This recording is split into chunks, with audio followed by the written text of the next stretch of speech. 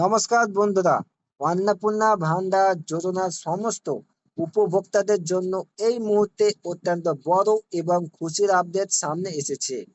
আপনারা যারা 1লা জুলাই বা তার পরবর্তী সময়ে অন্নপূর্ণা ভান্ডারের টাকা পাননি এবং বর্তমানে স্ট্যাটাস চেক করার পর সেখানে আপনারা দেখছেন আন্ডার ইনকোয়ারি বা আন্ডার প্রসেস বা পেমেন্ট ফেলিওর দেখাচ্ছে, আপনাদের জন্য এই মুহূর্তে বড় সুখবর।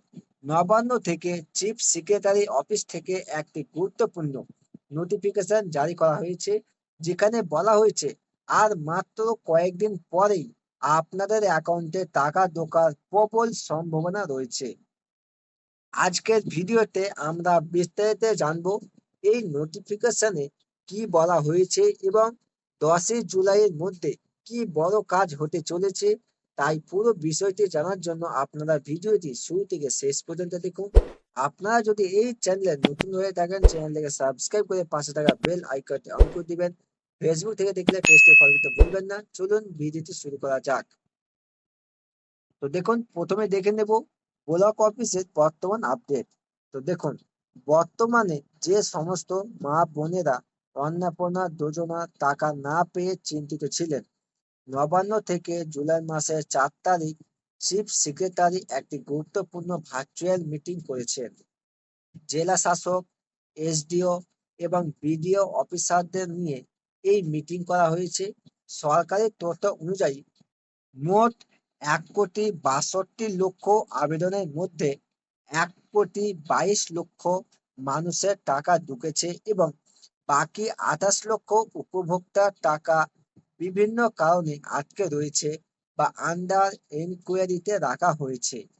এই আটকে থাকা আবেদনগুলি দ্রুত নিষ্পত্তির জন্য 5ই জুলাই থেকে আগামী 10ই জুলাইয়ের মধ্যে সমস্ত ভেরিফিকেশন বা যাচাইকরণ প্রক্রিয়া শেষ করার জন্য বিডিও অফিস ও প্রশাসনিক টিমকে করার নির্দেশ দেওয়া হয়েছে।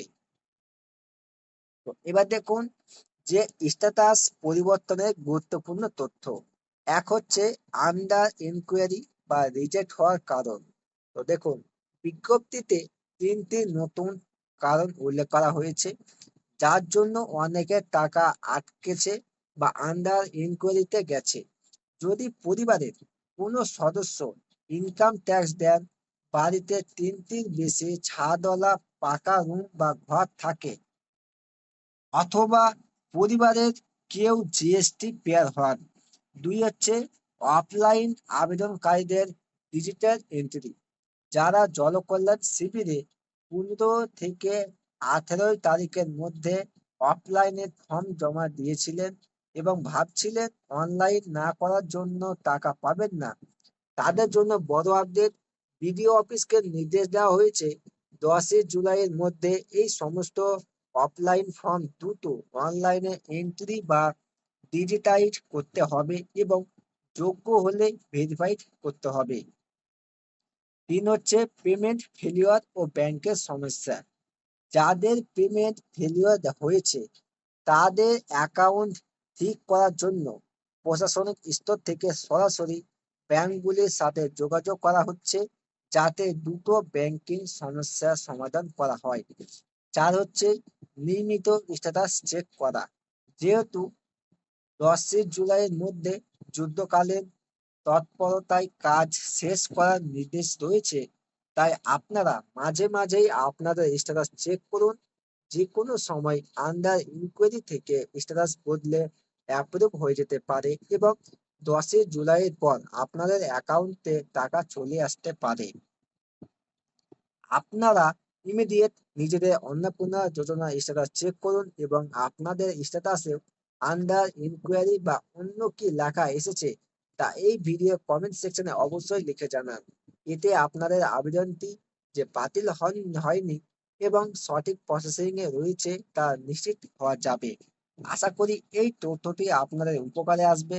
তথ্যটি ভালো লাগলে ভিডিওটি লাইক করুন, বাকিদের সাথে প্রচুর প্রচুর শেয়ার করুন এবং পরবর্তী সমস্ত গুরুত্বপূর্ণ সরকারি আপডেটের জন্য চ্যানেলটিকে সাবস্ক্রাইব করে পাশে থাকুন। দেখা হচ্ছে পরবর্তী আপডেটের সঙ্গে। ততক্ষণ আপনারা সুস্থ থাকুন, ভালো থাকুন। ধন্যবাদ।